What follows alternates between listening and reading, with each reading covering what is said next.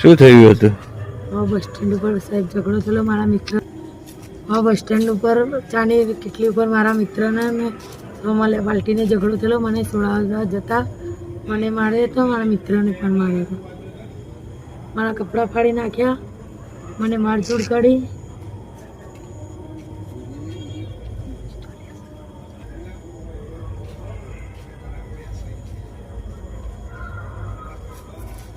કોણ કોણ હતું? મુકેશભાઈ ભીખાભાઈ સેનમાં, બીજું?